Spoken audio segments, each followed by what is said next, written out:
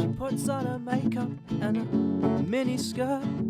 She's going out on the town. She's looking to get her, 'cause she's fed up of being looked at with indignation. She's gonna go out drinking, forget her situation. There's a bloke down the bar who's looking to score. She don't think that she's seen him before, but it doesn't matter right here and now. She wants to get out of here, she don't care how. He grabs her by the arm and puts her in his rundown car. He drives for what feels like hours, but they don't get very far.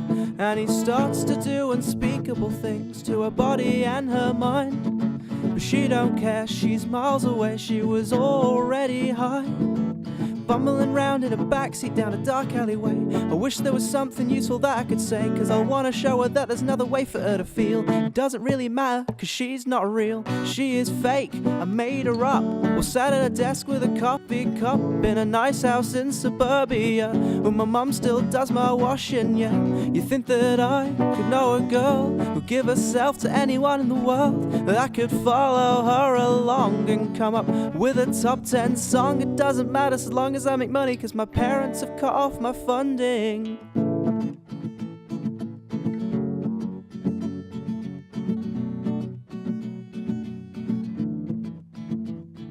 I mean, I'm at uni now, so I know a bit more about the world, but I haven't yet met anyone who's anything like this girl.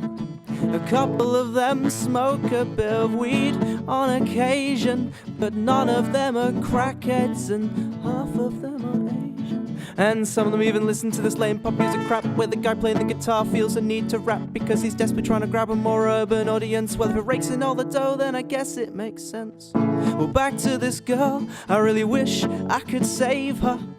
Be her Luke Skywalker with a metaphorical lightsaber. Yeah, I'm cool 'cause I can make pop culture references, talk about sex and drugs and fighting.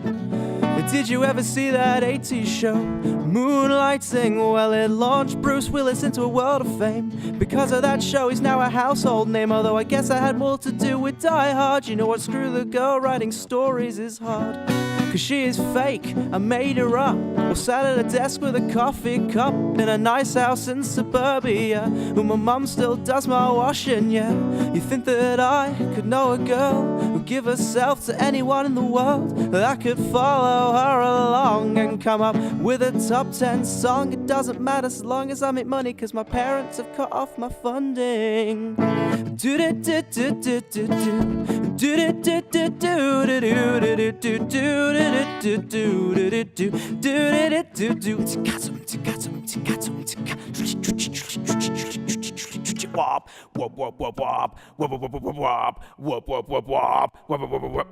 She is fake, I made her up. We're sat at a desk with a coffee cup in a nice house in suburbia. My mum still does my washing, yeah.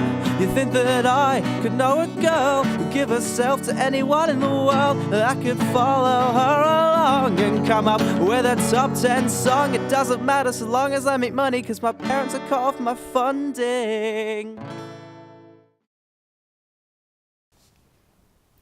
Hi, I'm Polly, and today I'm joined with Rick, otherwise known as Signposted Disaster. Welcome, and thank you very much for playing your songs for us. Thanks for having me. You're very welcome. It's been great fun. I love this room, it's so beautiful. So you describe your work as the right side of comedy and emo. What made you want to produce and make music with a comedic side? I keep listening to all these acoustic artists and all the big sort of folk bands and stuff, and they're all doing the same thing. They're all singing about, oh, I'm so desperately in love, or I'm going to go out and meet my girlfriend, or oh no, my girlfriend just broke up with me, how terrible. And they're all doing it really seriously, but no one's doing it with a funny sort of twist. And life is hilarious. Everything that goes wrong in your life is just funny. Yeah. You just tell stories and everyone just laughs at you. So I figured I'd rather do that in music than have to sit there and be like, oh, my girlfriend broke up with me, I'm so sad. I'm gonna go, my girlfriend broke up with me because I'm a terrible human being, and here's why, and get people just laughing at me. So yeah. So do you think your music about love and life will cheer people up who have been through heartbreak and they can see the funny side of it? I hope so. I think most of the time I just offend people. But they still listen to it.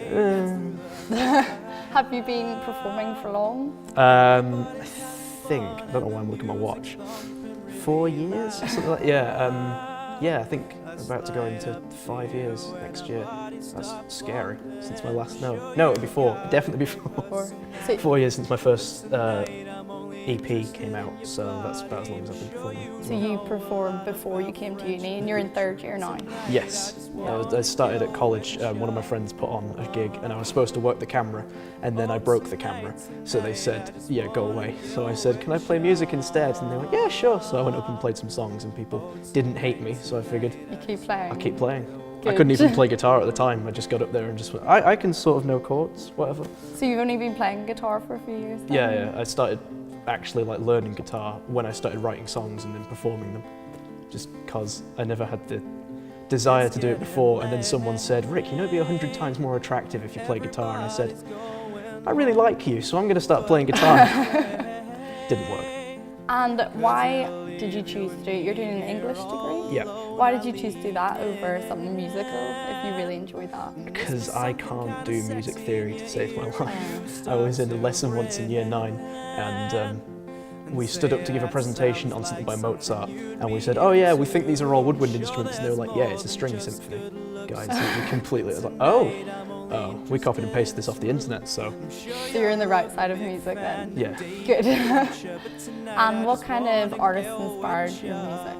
What's your favourite artist to listen to? I'm really into like technical math rock. Right. So like crazy people just doing weird time signatures and finger tapping and just going crazy and loads of distortion and stuff. So like, I can't really get that into my music because I keep listening to it and thinking, I could play this, and then just, no, it's so tough. But in terms of things that have actually like influenced what I play, I think weirdly the Beautiful South, I sort of grew up listening to them because my parents would always have them on in the car, and they do these really sort of horribly dark songs about like prostitutes and wanting to die and being 60 years old and like everything in your life is horrible. But they do it in a kind of a cheery way, so that's sort of heavily inspired what I do. And then sort of the more newer musicians like Jonathan Coulton, who did the song at the end of Portal that most people know. Does a lot of funny stuff, but is also very good at sad. And then just a bunch of really weird artists that no one's heard of, like Worm Quartet, who do synth punk, which is just really obnoxious and horrible, and just this fat guy just screaming about wanting to bite William Shatner, I think is one of the songs. It's a different music. Yeah, and I just try and like get all of that and put it together and listen to rap and metal and all this kind of thing. I try and get sort of the ethos, if I can't get the music right, try and get sort of the idea behind it in there instead. Yeah. For the future, would you like to stay as a single musician, or would you like to join a band? I'd love to be in a band because I love working with other musicians, and I used to be in a band and we'd get together and jam, and it's just when you're there and you're with all these other musicians and it all just clicks, it's beautiful. It's like, making music is just one of the most fun things that I can do, but meeting new musicians is terrifying. Actually knowing people who play the instruments is difficult. And then I don't know what to do about rehearsal space or whatever. It's all just... So I think I'll probably end up staying solo. That's something you'd like to do in the But it's future, something I'd love to do. I know a couple of people who play like violin and keyboard and stuff, so I'd like to explore that sort of softer side of music and make nicer acoustic stuff. But equally, I'd love to go back and play punk some more. It's Great. so much fun. Well, thank you very much for joining us today, and good luck with everything in the future. Thank you very much.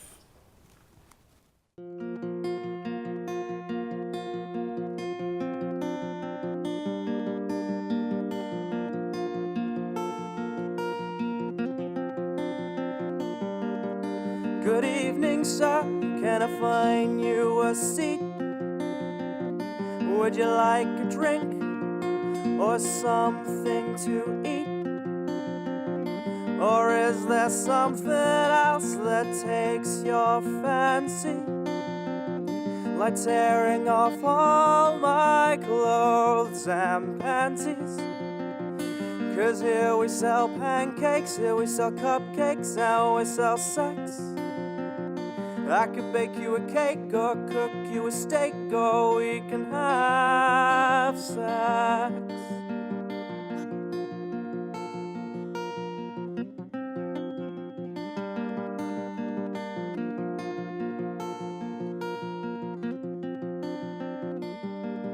For today's special, we're doing a pancake stack. And for only $10, you can eat it off my rack. With a side of bacon covered in maple syrup.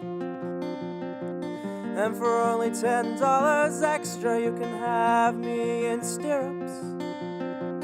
'Cause there's ice cream in the freezer, or we sell pizza, or we sell sex. Mary made a brisket, but I wouldn't risk it, she's much better at sex.